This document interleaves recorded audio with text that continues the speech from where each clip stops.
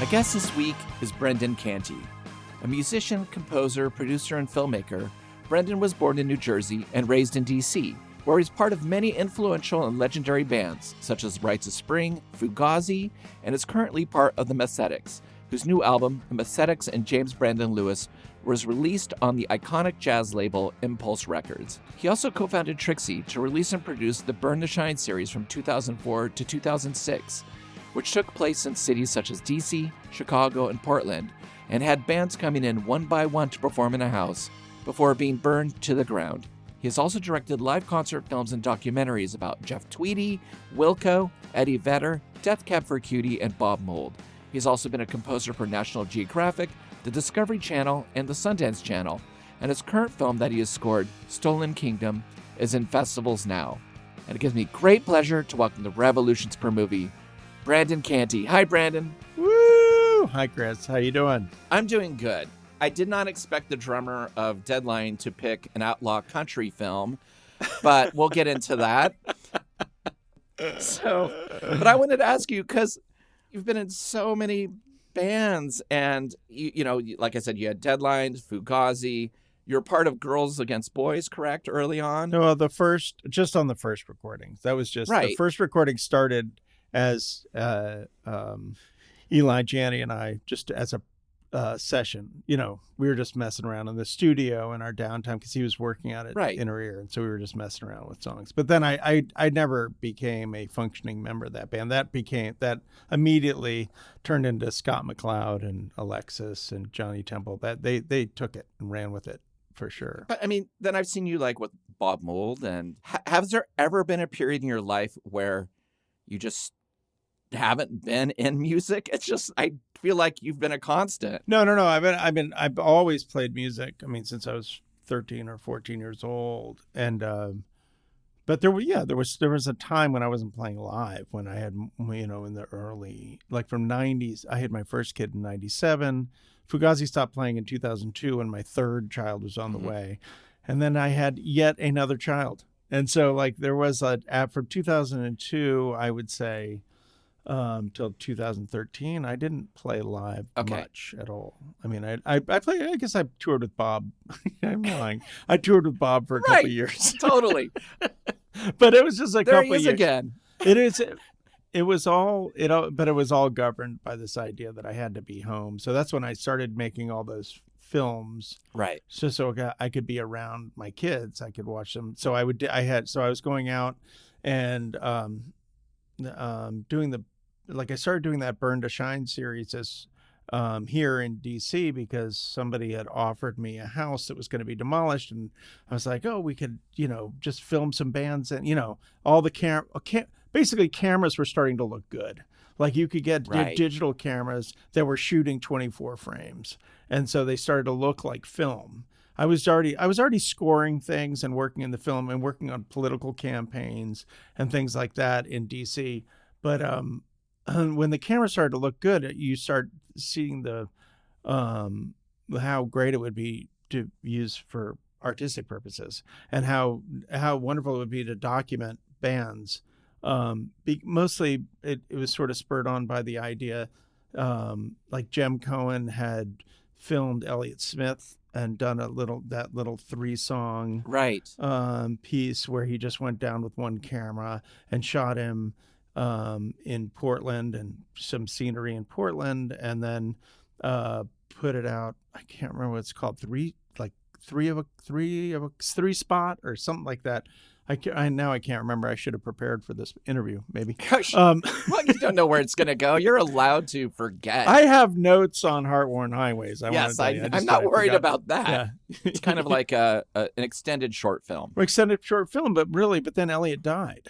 And I was like, and it was really heavy for all of us, you know, and he was like a friend and, you know, and a genius. And, you know, you can, you know, listen to the records clearly that Larry did, and all that stuff is so amazing. And I love them all, but really like to see him with one microphone do what he did, you know, and the discipline of his playing and the beauty of his songs. And I was like, oh, that's like, putting them under a microscope and, really seeing, I watched it a million times, and I thought it was important, you know what I mean? Important in a way that where you actually can actually see somebody play their music, Right.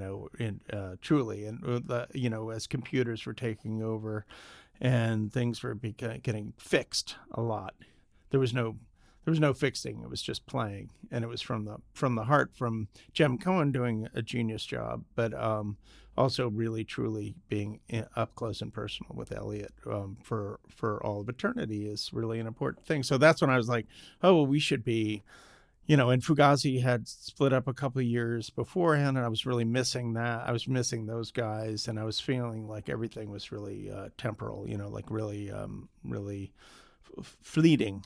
And so I was like, well, let's go document these people while they're with us, because these cameras look good and I have all this recording equipment and it'd be really easy. So that's why I was like, oh, when we have this house that was going away, and at the same time as all that was going on, there was this housing boom that was going on in DC, and all these cute little single family homes were being demolished for like McMansions, and Wow. a lot of stuff was changing. Yeah, everywhere. It all happened at the same time. So I was architecturally, I was feeling like we were losing something. And so, I remember Lois Maffeo saying, like, you don't have to collect everything, you just have to take a picture of it. And that's it. That you don't have to fill your house with the shit, Right. or buy it. You just take a picture of it. And I was like, okay, well, I'll just do that. And so that's basically where Burn to Shine came from. That was the impulse behind it. And I just really was just making the one in DC that was like a snapshot of my community and what was happening at that time. And then Bob Weston up in Chicago saw it and reached out to me and was like, hey, let's do one of these in Chicago. And I was like, yeah, hell yeah. And so he put it all together. We did it. We shoot them all in one day. The hard part is finding the house that's going to be demolished. Yeah, I was going to ask about that. So yeah, that was as the series progressed, like we found the one in Chicago, but we couldn't burn it because it was right next to all these other houses. We burned the one in DC. But Right. because we donated it to the fire department, they burn it for you, which is really nice. And so the one in Portland, as you remember, was burned, which is Yes. really nice. And it was also a McMansion, which Yes. was totally weird. I mean, you can't control so much of this. You can't control, but you really can't control the gathering, getting an entire house to demolish just to put some bands in there. Is that all those phone calls? Was really what I should have been recording. Right? Oh, come on. That series meant a lot to my video store, because there were not like musical series being made, but they always looked really nice in my music section all together, like it was a body of work. So that's the way I felt about it. I mean, that's so much of my impulse to do anything, is to have my shit look nice up on a shelf. But it's so weird. Some of the bands you've been in. Okay, the first time we met, because I've seen you perform many times. I was at the Fugazi show at Evergreen when you played like the cafeteria. The dorm. Yes, in the dorm. Right? I was there. I was at school there. Damn, and that's amazing. And I remember being like a little confused because I was such a huge Rites of Spring fan and such a huge Minor Threat fan. Didn't really know what it was going to sound like. And I was like, Geese just kind of dancing around, like what's going on? Like it was really, it was so different. And then it just blew my mind. But the first time we met, it was after a Guided by Voices show, and I don't remember the conversation at all. You may not remember it either, because I think we were in cups. But I just was so excited to meet you, because Rites of Spring were so important to a kid here on the West Coast who got a record that had a cover, that the art looked different. The little tiny 1-inch photograph on the back where you can't see. I would study that thing and I'd look at the lyrics, and it still has one of my favorite 2-song endings, Nudes and To End on End. Yeah. And you're what, 18, 19? I mean, I was born in 66, so I'd be 16. All I heard from people who lived in DC was Rites of Spring left everything on the stage. It was just emotional, chaotic, beautiful. People were crying. Did you feel that when you were in it, or were you just like, this is my current band and I love these songs, but it's just what I'm doing right now. I love that band. I mean, I think we all love that band when we were all in it. And I felt like I was in the Beatles, honestly. But I mean, I was like, I love these guys. We're actually writing cool songs. The songs were great. We were writing all these tunes. And then Mike Fellows was going to split, so we just went in to do the demo of those tunes. And so we hadn't heard Guy sing yet. Oh, wow. Yeah, because we were just demoing. We had never played live. And so we went into because he was going to go out to LA for a while, or he had basically quit the band, but because we didn't think we were going to see him again. Guy sang End on End, and I was like, holy fucking shit. Like, what the fuck just happened? I'm like, immediately I was like, oh, these are incredible lyrics. And he's great. He's incredible. And then that demo, that like 5, whatever, how many songs that is on that demo, 5 songs or something like that. We did that. He split. It went around. People dug it. Even when the record came out, people were like, well, it's not as good as the demo, but it's good. Like they always do that. They always as good as the first. Yeah. Yeah. Spoiled. Like, but boo-hoo, you get a great record too. Yeah, exactly. So maybe, I don't know, Guy would be a better interview about Rites of Spring, because I can't remember if we actually played a show before he left or not. But I do remember that was the first time I had ever heard him sing, was in the studio. And it blew my mind. And so then it basically, like, I love all those songs, and I love the music of them too, and I love the recording of that album, because it's God, it's so cool. It's just like we were strobe lights going and like dancing. I mean, I just remember, like, I don't know if it was the demo or the record, but I remember Eddie was like naked during some of it. It was like it was such chaos that it's one of the only records I've made like in a matter of hours, where it's just like you just go in and we do what we do live, and that's the record. You know what I mean? And it was just that level of camaraderie between all of us. We were very, very close. We would do shit, and we were like, we would spend the whole weekend in our car, or we'll spend like like literally you can't get out of the car. You know what I mean? We were doing stuff. Like we'd have to spend, we had all these experiments that we were doing, like, I mean, we just had, we'd crawl home from Georgetown for like on a dare, like there was, we were young and absurd. But is that what also ended it? Like being young, or how did it run its natural course? It really ran its natural course. I think Mike just didn't want to do it anymore, basically, the bass player. And so we tried to do One Last Wish with Mike Hampton, and we switched instruments, but Eddie didn't really want to play bass, and it was never really set in. Although I think Guy's vocals on the One Last Wish stuff are great too, and his lyrics are amazing on that too. Yeah. And then then we were just like gonna do a 3-piece, and then Mike was like, oh, let's do something totally different and name it something totally different. That's when we did Happy Go Licky, but it was only like for like 6 months or so, maybe a little more. And that was a really great, really when the chemistry is right with the 4 of us, it's right, Right. And that including, but that means that, everybody has to be super into it. But I still occasionally play with Guy and Eddie, but not so much with Mike Fellows. Yeah, because he lives in upstate New York. I just don't see him. Right. I see Eddie all the time because his kids. I mean, his son works at the market up the street, and like we're just neighbors. I like the same as like everybody who's still in DC. I see him all the time. Yeah, I mean, I see him out about at shows, or I see him at our Christmas time or whatever. I mean, and then Guy comes to town. Guy's son is in school here now, so he comes to town, and when we're all in the same town, we sit around my living room and we play music. Oh, incredible! Yeah, I want to ask a naive question, because I'm not a drummer. I've tried. I can't do it. Your drum sound, like okay, the new Messethics album that comes out, Yeah. It starts with like a drum roll or fill or whatever you would call it, a snare fill, right? And I'm like, that is Brendan Canty. That sound right there. Like, Oh, what? that's nice. What is that? Do you know what I'm talking about? Do you have a specific drum that you've used forever, or a way that you tune something, or am I just being naive about drums?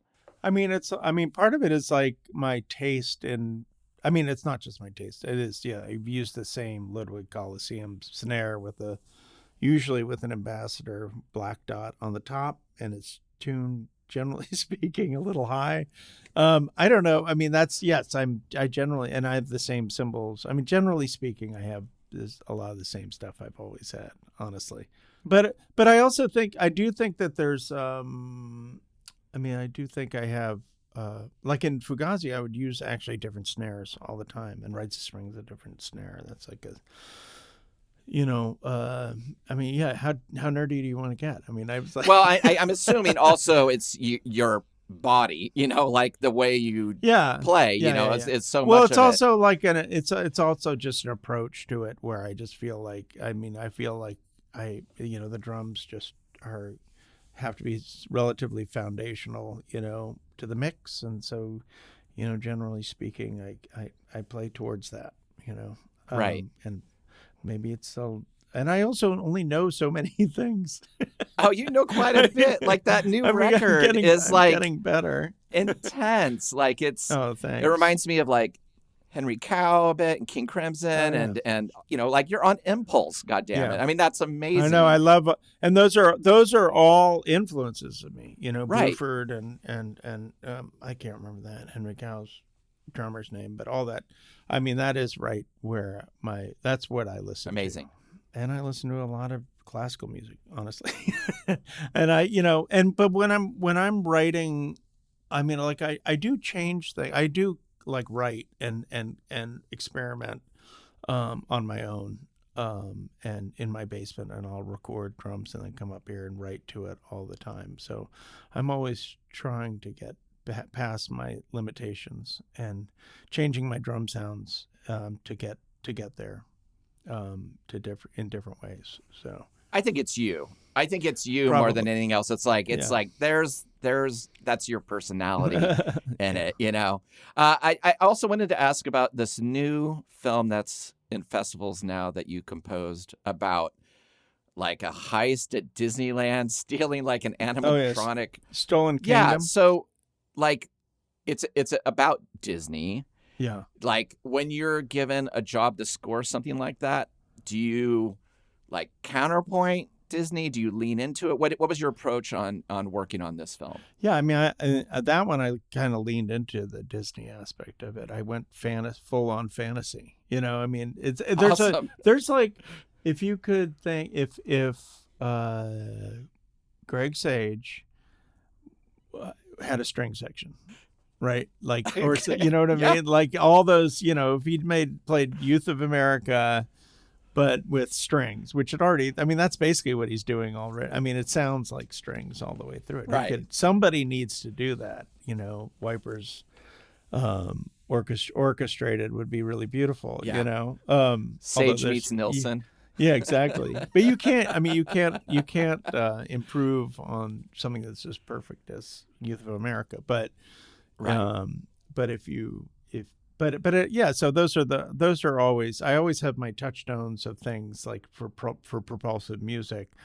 And then you just kind of start throwing stuff at it, honestly. Like you're trying to, it's making soundtracks to films is really fun because generally speaking, it's like demoing, but it's demoing without a single band in mind. You're like kind of, throwing sounds and doing counterpoint and sound orchestration using like everything that's available to you, which is everything now, Right. So and I do use a lot of acoustic instruments. Like I have, you can't see it here, but I have basses and organs and I could see the stand-up bass there. Yeah, stuff. I have all that stuff, and I'm in my living room, so you can imagine how happy that makes my wife to have all my shit sitting around in the living room. Hey, just tell it's a write-off, right? Yeah, exactly. Square footage. You're like, Exactly. it's my studio. Exactly. but the combination, just the combination of acoustic instruments and like whatever's available to you, you know. But the directive from Josh, the director, was, you know, he is a Disney fucking nerd, and it's beautiful, you know. And he's like, oh, here's I found all this music that they used to use in Epcot Center and music, you know, like all the vintage Disney stuff. And so I was trying to pick up on that stuff. But then there's also, it's just standard, like throughout the movie, there's also a lot of tension. So you kind of go back and forth between the mood of that a lot of times you're doing like droney, you know, tension building things, which are less interesting and take about 5 minutes. And then the big kind of like you're flying through space and you're looking at, you know, beautiful stuff. And that takes more time, but it's more ultimately more rewarding and more fun because it's something I don't normally get to do. Well, we've been planning this a long time, and I am obsessed with this choice. The film that you picked is HEARTWORN HIGHWAYS. It's a film about outlaw country, the movement in the mid-'70s. The film didn't come out till 81. I had it on an oversized VHS. You remember the large-sized VHS boxes? Amazing. Yeah, so it came in one of those, and I got it, but I didn't watch it forever because to me, growing up in the 80s, like, country music was the enemy.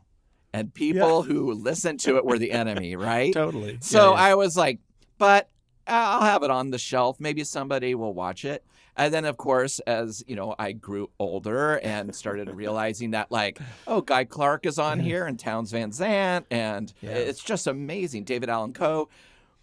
And then you watch it. It is incredible. It's like my favorite kind of looking documentary, like 16 millimeter blown up to 35, so it's all kind of grainy, just natural light. You just can feel how cold or hot something is in it. Did you grow up with country music? Did you have an affinity to it, or did you have the same aversion that I had growing up? I mean, I had that's a good question, because I'm trying to, it makes me have to revisit, like, what were my entry points to actual country music. I mean, I did see Willie Nelson early on. I saw this Stardust tour but I was taken to it by my parents. And then things like, you know, George Jones would creep in. You're like, oh, that's you know, Races On is a cool song. You know, you start, like, just from working in record stores and stuff, you know, you start picking up on old school, you know, songs. And at some point everybody gets into Hank Williams and a little bit of Woody Guthrie, and you know, when your tastes change, it gets really eclectic really quick. Absolutely. And the rockabilly stuff is always there. You know, the early rockabilly stuff was all we were always fans of, and DC's got a lot of that, man. We got a lot of Telecasters here in town, a lot of Tele Jazz and Danny Gatton. I used to see all those guys, but it wasn't the way people get into this music through Townes. I think I get the sense that most of these people in Townes Van Zandt kind of steals this movie. And so, I mean, like, if you look up online and just do a cursory YouTube search for Townes Van Zandt, you're going to find the two clips from, one that's actually in the movie, one's the extra. From this movie of Townes Van Zandt, and it's like, I mean, it's evidence of exactly what I was saying earlier about, like, getting somebody in a room and showing them at their best and showing them, like, you know, just if there's one clip that you're going to convince somebody to love Townes Van Zandt, it's that. I mean, I would say it's the Waiting Around to Die. Oh my God. That's actually in the movie, which is really the most beautiful. It's the colors are, you know, look like William Eggleston, and the sound is just gorgeous, and it's just simple and beautiful, and the setting is wonderful, and the blacksmith sitting behind him, you know, weeping. Yeah, he sings it. He's like, I wrote this song about him, and he sings it. You know, like, some of the lyrics are like, now I'm out of prison. I got a friend at last. He don't drink or steal or cheat or lie. His name is Codeine. He's the nicest thing I've ever seen. Together we're going to wait around and die. And it's about this blacksmith, right? And he's crying and being comforted. And I'm like, I've never written anything honest in my life. Like, you know what I mean? Yeah. It's like, it's... So I didn't know. He says it's actually about that guy? Yeah. Oh, I didn't get that. I actually have never put that together. That's so heavy. Yeah, Uncle Seymour Washington. Yeah, Seymour Washington. Yeah. Which is also really great because then they follow Seymour Washington while he lights a fire and he talks about himself, and it's like everything is on horseshoes. Yeah. Yeah, and how careful you got to be when you put on horseshoes. And he's also the walking blacksmith because he didn't have a car. And I mean, it's really like, and that, so there's all that situational stuff, and they're actually just hanging out in Clarksville. But it's sort of like what I was saying earlier about Burn to Shine. It's like it has all those things that I was really, loved about it. You know, all the documentary aspects of it, plus and all the proof that these musicians are really being musicians. You know, but I didn't come onto this movie on my own. The producer sent it to me because he was like, he had seen Burn to Shine and was like, I'm thinking about doing another, he was talking about doing another HEARTWORN HIGHWAYS. And he's like, your name came up and I wanted to send it to you. And I don't know why it didn't happen, but he sent me the DVD. And so I watched it, and that's how I learned about it. I was like, oh, this is amazing. And then it grew on me actually over the years. And I played it for a bunch of people. And then I was like teaching a film thing at a film course at Georgetown. And I started showing it to them. It's so great because the film never overstays its welcome. It knows where to go. And like, there's surprises at the end. Like there's that little sequence of like stop motion cars and houses blending together. And you don't see that into the film.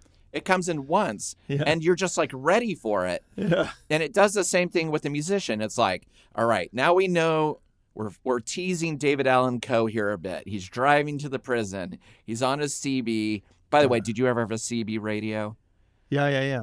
I took a CB class at camp.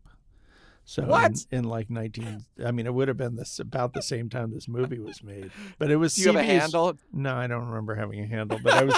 but literally, they taught class at my YMCA camp that I went to up on the Chesapeake Bay. But it was such big culture, wasn't it? Oh my CB God, it was like. Huge. So what year were you born? 68. Oh, okay. So you're just you would have been right in the middle of it too. I mean, like CB radio and right after Evel Knievel, I think they were both about the same time. Yeah. Smoking the Bandit, Convoy. But I think one of the reasons the film is really well made, though, is the director. I think it's James Salapsky, right? He was like a cinematographer. He did like the Alien trailer. Yeah, he did a lot of trailers. He worked on Lady Hawk and Xanadu. So I didn't know about Xanadu. I know he did the Thing trailer as well, or he did a Thing trailer. He's used to having a budget and being given directives and making it something very stylish. Like I can picture the Thing, with the light coming through, and Alien as well. And here's something where it's like super naturalistic. Everything just kind of rolls out, like the two guys who are talking about how Johnny Cash done shot his wad. Yeah. And it's just a nice little scene, and you get to see just this little, their little jam session. The Wigwam Cafe. They're amazing. But also the other thing it does is like it subverts your impulse. You see them at first and they're really like the main guys. Like he's talking about his earlier years and how, playing guitar with so and so and so and so and so and so. And he's just hanging around at the Wigwam Tavern and then you're just kind of judging him. You judge old men. That's what happens. Yeah. And then he pulls out a guitar and just blows your mind. I mean, he just sings that song that's just absurd and hilarious, No, I mean, there's so many surprises in this movie. There's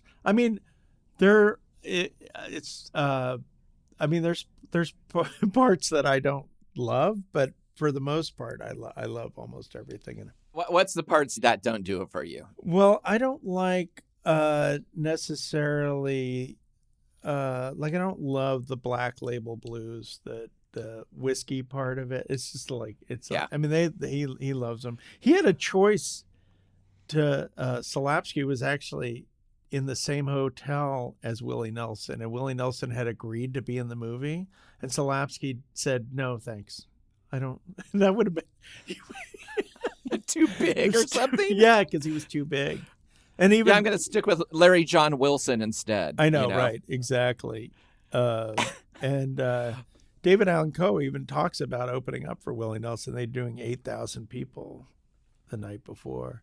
Yeah, there's some things in it. I mean, the Townes Van Zandt is so inviting. He's so personable. It's just him being a nerd and a goofball and then just being brilliant, which is like what Elliott was. Elliott was a nerd. I sat around and played Sonic the Hedgehog in his apartment with him. He was a geek, but he was brilliant. And Townes has that thing where, I don't know if you've seen the documentary about him. I haven't, so I need to. At the end of the film, he just puts on these different, like a baseball cap, a cowboy hat, a different baseball cap, a sailor hat, and for like a 2-minute montage, he's just facing the camera for someone like his family. He's just being a nerd, and everyone's laughing, and there's those really personal moments in it. And then you do get, like, even though I didn't know anything about Larry John Wilson, I thought it was really fascinating to see that old school stone and wood recording studio. Oh yeah, him being like with a bunch of people being like, okay, yeah, it goes 5, 4, 11, and then it'll go to 2 and 8, and they immediately like are just like, and they just lock in.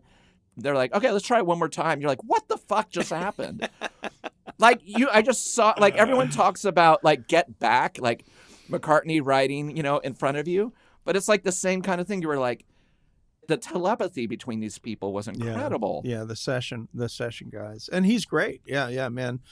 Larry John Wilson has that incredible voice, and he also has that weird guitar claw hammer style, and it's so cool. It's so cool. And the band sounds great. And weird, and that scene where he's behind the harmonica player just freaking out on the performance. Yeah. Which we've all been in, where we've seen someone like go do an overdub and you're like, perfect. Oh my God. Yeah. Like, that was incredible. But just to see his face, and he's like moving around and trying to push it and pull it, but it's somebody else doing it.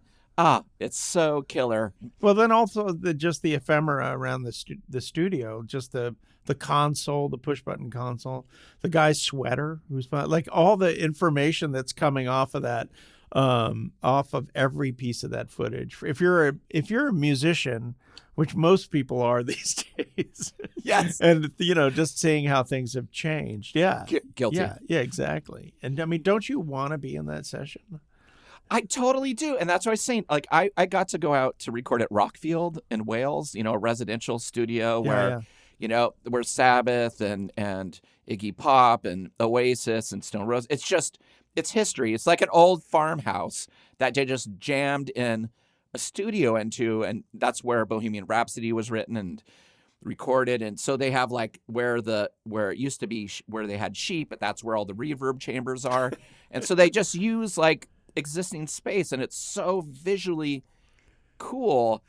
And this has that same feel, but it made me want to ask, what the hell did Inner Ear look like, where you recorded so many of these records over and over again? I know it wasn't like this, but what was inside Inner Ear? The first Inner Ear, which was in Don's basement, was literally as small a room as you could possibly imagine. I mean, it was a basement in a little colonial suburban house, initially it was a 4-track. He just had because he had kids and he had a bunch of dolls around, and like it was just a playroom.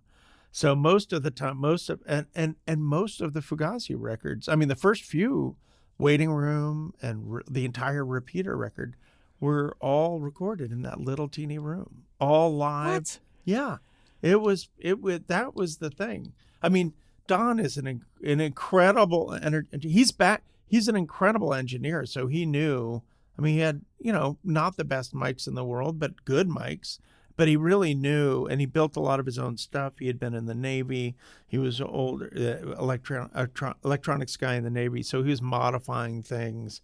And he grew. He had an 8-track, then he had a 16-track. But then after Repeater, he moved to a bigger space, which is a warehouse space. So it was like that he converted into a big studio with a big, what's that? It's like a board. It's a Neve knockoff board that's really lovely, and so then we made everything else there, and I've recorded there a bunch. But then that building got knocked down recently, and now he's back in his basement at home.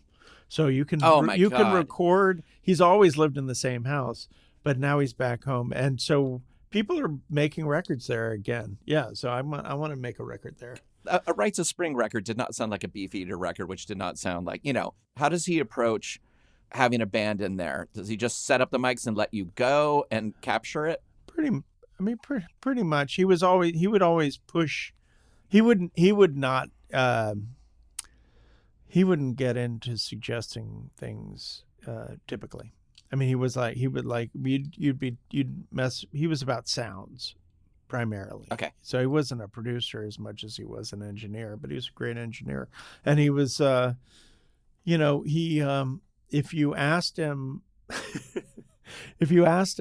some advice, I mean, he's still around. He'll do the same thing today, but he'll like literally push you towards the most left field creative thing that you can think of, something that you really hadn't thought of at all, like that kind of like put a bird in it kind of thing, like just like you'd be like, what? Like, but he was always like I think he always thought we were all too conservative, honestly, like too that's amazing. Yeah, too uptight about how precious our recordings. And I think in some ways he was right, like not the Rites of Spring, because the Rites of Spring was like a blow out the room kind of recording, but the fucking the Fugazi and the second Rites of Spring signal was very uptight, so it's like it's different, sure. Yeah, it's different, so I mean in the realm of when you as you get more, I don't know, when there's more at stake, people get more uptight about things. That's all. Yeah. Like, when people are paying attention, people get more uptight about it. And sometimes it's just like you have to make that mistake. You have to like make that record that doesn't sound that great, and then yeah, you got to be like, oh shit, yeah, oops, we went too far, or let's not do that again. You know what I mean? Right. So, I wanted to ask you about David Allen Coe. Yeah. Like when you watch him, I've talked to people who are like, yeah, his performance in this film is kind of like he's kind of being like punk. He's kind of being he's a rebel. He's he goes to the prison that he had actually been in to play. Yeah. And he's telling the prisoners like, hey, you see all those cars out there that the guards drive around? They're making that off of your, selling you drugs in the prison. And it's like this really long monologue, and he's dressed head to toe in like diamonds and studs and bejeweled a belt buckle with his name on it. And it's like that they kind of spend the most time on him in this section. He gets the most space at one point. But that performance, I mean, what do you think of that? Because that to me, I didn't know much about him up to this point when I saw the film. I'd heard the name, but I was like, wow, it's pretty intense. Yeah, but no, I kind of agree with you. Like, he is the most outlandish kind of, and he also has that phaser on his ovation. He's playing one of those fucking shitty ovation guitars. So loud. It's like so his loud. band is all traditional, like, country dudes. And he's like, on his guitar. The flange is so loud. And psychedelic. Yeah. It's incredible. I mean, it's funny because I think they clearly, I really wish I could have talked to Slapski before he passed away. But he, and I know Graham Leader's still around. I don't know how much he loves to talk about this movie. From watching interviews with him, he's a little reserved about it. But I mean, I think he appreciates that it's still getting love. But you do get the sense that Slavsky in the editing room was like, they made some real choices with this thing, right? I mean, even to the point of like not putting Willie Nelson in the movie. Like, he really loved this scene and was trying to make this balanced film that kind of made its own state, that each scene, I mean, besides, even Black Label Blues, does offer some level of humor and, Southern wit and all this stuff that is apparent in a lot of different ways. And Townes doesn't necessarily supply that the way that Gamble Rogers does, or like there is I'm trying to think of other people in this that but the wit and like, these songs are smart and beautiful, and funny, and they're like, that level of discourse had to be kind of represented somehow. And David Allen Coe, if there's one person who's like could be considered truly outlaw, it would be him, right? I mean, I would think his monologue to these prisoners is so one-to-one, and just like, I know how fucking scary this is. Yeah. I was a kid. And he prefaced it with just the horror of his childhood and his parents basically just being like, you deal with them, right? Right. And he's like, I kept trying to escape, and they put me back in, because he just kept trying to run back to his family. It's really heavy and funny at the same time, and he's such a striking weirdo character. Yeah. He's like, he's a rough, tough cream puff, man. Yeah, exactly. Right? He's like the perfect big guy who's like totally a tender-hearted hooligan, Yeah. I mean, he's just like, he's a really beautiful in that way, and he's really like trying, right? I mean, he's like he's very on the surface, like very tender, in so many ways. When he's telling the story, he's taking chances, man. When he's talking about the guy pulling his dick out in the shower and all this stuff, yeah. And I mean, all that stuff is like comes from a place of terror, really, and then but at the same time showing up with all the showbiz, and owning his own, and I'm assuming he owns that bus. I mean, I think all that in terms of Slavsky's like motivation was probably really to have him be, a representative of the great like middle class country singer. And I think in the same way of putting Charlie Daniels in the gym, like the same thing. Like he's big, Charlie Daniels is big, but this is him playing in his hometown. Yeah. This is him playing in his old high school. And, like he really tries to humanize, probably in the midst of what was an onslaught of really commercial country music that was coming out there. He's trying to validate the real players and the real workers in that scene. And David Allen Coe is human through and through, but he also has the trappings of like being, a rhinestone cowboy, right? Yeah, he's kind of there to show, look what you can do, like I can do it. Oh, totally. Yeah, totally. That's right. Yeah. Anybody can do this kind of thing, right? Yeah. Anybody can play out of tune flange guitar. At the prison they were just in. Anybody can do it. It's like that easy. Just a few three quick steps.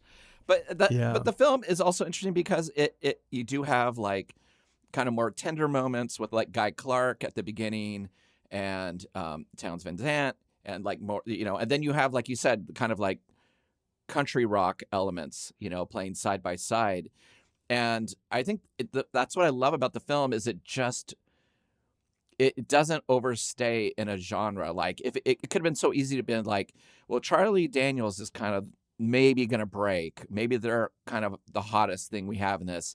let's give them a couple more things. But it's the way they do it is really cool. It's like them setting up, showing kind of like what goes into a road show for a band at that level.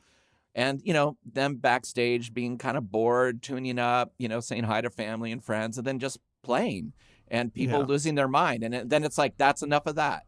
We don't need to see this again.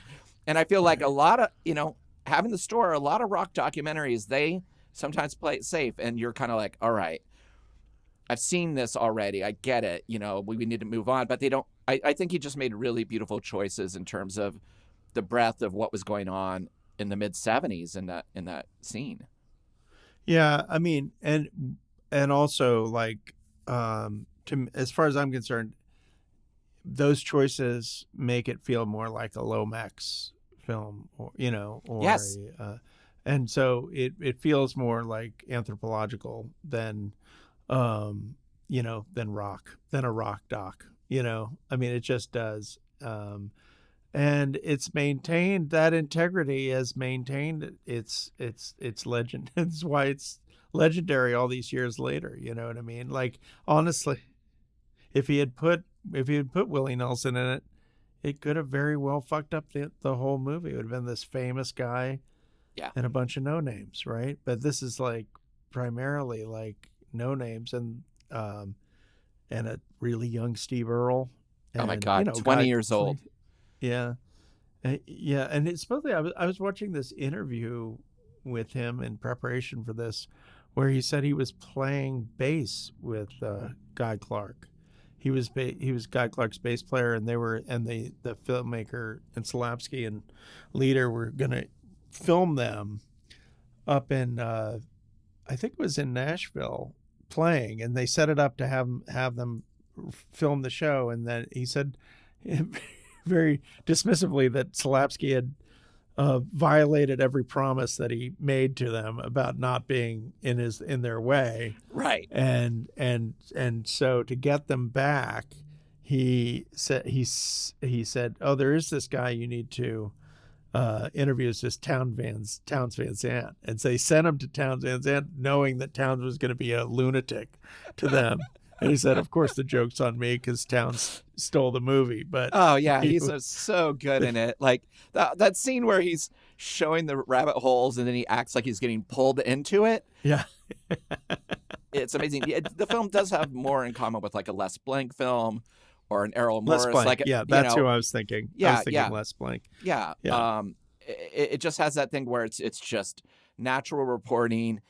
Like the subjects trust the filmmaker. They stay out of the way, which is interesting that he didn't for that one time. But yeah, everyone just seems that scene where like Guy Clarke is like refretting a guitar is incredible. Like, cutting the bone and all this stuff. And just the beauty of the lyrics, like I struggle. Lyrics are really hard for me. And so just to hear someone like Guy Clarke say like, throughout them LA papers and that moldy box of vanilla wafers, you're like, it's just such a cool line, And he's just talking about how, say goodbye to the landlord for me. That son of a bitch has always bored me. I'm like, it's just simple, beautiful. I could just so picturesque where I always feel like I have to hide behind more, flowers in the language. Like I can't be, I can't even talk about a vanilla wafer, that'll expose me. But I just love that everyone in it is they're just kind of firing on a high lyrical level. And it also sounds fantastic. I mean, all the recordings sound great. Yeah. The movie opens up with LA Freeway, the song you're quoting, in almost perfect recording, and it sounds like the record. And then suddenly you realize it's him playing it in a room. It cuts to him playing it in the room, and you're just like, oh shit, this is going to be a different kind of movie, And that verite aspect of it, like, I think I always felt like with Burn to Shine, like like I was kind of proving to people how smart and wonderful what great players everybody was, just by showing them doing what they do, that there's no trickery. I'm so proud of these people and look how wonderful they are, and that's sort of what I feel like Slapsky's doing. He's like, I love these people, let's record it. He recorded everything in stereo. So, he took, and the mix is great. And the whole movie sounds as good as it looks. And that's from a place of love for sure, but for the artists. It was weird that it was so hard. I mean, it didn't get a proper release for a long time. I mean, I had the VHS, but it was like way out of print. Like it never came in a nice, slender VHS boxes. I mean, it was always that big honking, Oh no, I have one. The one he sent me has a slender one, but it was from a long time ago. So I've never seen the big one. You had the big puffy one? Yeah, and it was an illustration of like it's, you don't know, it could be anyone, but like a country singer and just the back of their jacket and a guitar, and then all the people listed on the side. And of course, like, it wasn't the most inviting thing to a 23, 24-year-old starting a store. I was just like, well, I need to have some country, I guess. I'll put that there. And then, you're just like, I've seen this film so many times. And I was so excited that you picked it because it just meant that I got to watch it again. So yeah, I was happy to watch it again too, because as with all movies, you remember 3 things about it, and then the rest of it is like a whole new journey, right? Yeah, that's why it's great to rewatch things and reread things as you get older. It's one of the beauties of getting old, isn't it, Chris? Yes. Have you ever used something from country music in anything musical that you've done? I mean, more or less. I mean, I did 4 seasons of a prison show that had a lot of slide guitar in it, for sure. Okay. Yeah, that Hard Time show on National Geographic, and I was constantly. It's the only thing that of mine that's been parodied, which is like what? They were Key and Peele did when the show was on, they did a parody of the show. And, what an honor. And in it, they had like somebody parodying my music, which was slide guitar music, which is great. And you, of course, sued. Yeah. You sued. You're right. Exactly. It's too close. Exactly. It made me so happy. So proud. I do encourage people in general to like document their lives, to document the musicians that they care about in the same way, and to help now that filming is ubiquitous and it's on like every phone has a better camera than most anything. It's really than what most anything we used to have. It's really easy just to dismiss it, but try to do something with it. I was inspired by reading about James Solavsky's. He used to work for these French French television, who would constantly have him go out and make little documentaries about people.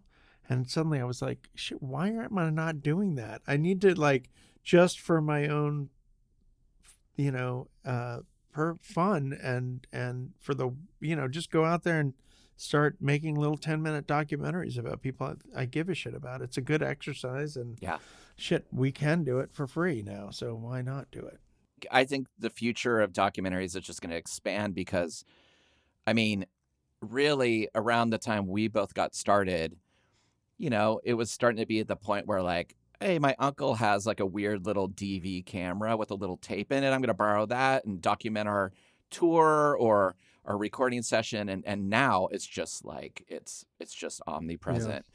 But it's kind of incredible. A lot of the documentaries of bands I never thought I'd see a documentary of, like The Embarrassment, have a documentary.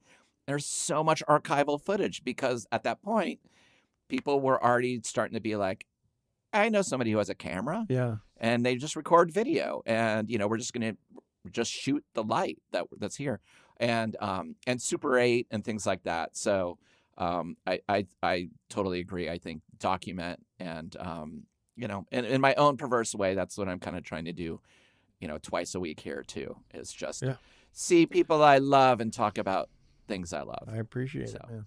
Thank you for having me. I was hanging out with somebody who used to play with Towns.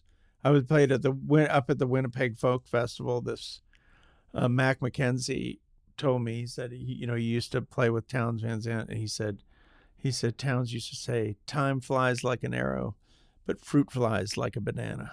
God. He was a nerd. So I funny. love it. He was like, I love him. At the end of every episode, I ask the same question, but I tailor it depending on the film we're talking about. So on a scale from 50 to 250, with 50 being the lowest and 250 being the highest, how many rhinestones on your personalized belt buckle do you give Heartworn Highways? I would give it 250. That's exactly right. Look at it. I made it for you. Isn't it beautiful? Oh my God, that's Look gorgeous. At that. Look at the, you should. look at the eagle here. You and shouldn't have. That's going on my tombstone. You shouldn't have. So good to see you, Brendan. Thanks so much. Thank you, Chris. All right, we'll see you soon. Thank you for listening to Revolutions Per Movie. We release new episodes every Thursday. We are a completely independently produced affair, so the best way to support us is to rate and review the show on your favorite podcast app and to subscribe to our Patreon over at patreon.com/revolutionspermovie, where you can get exclusive weekly bonus episodes every Sunday, as well as one-of-a-kind handmade Revolutions Per Movie goods that I send out to you.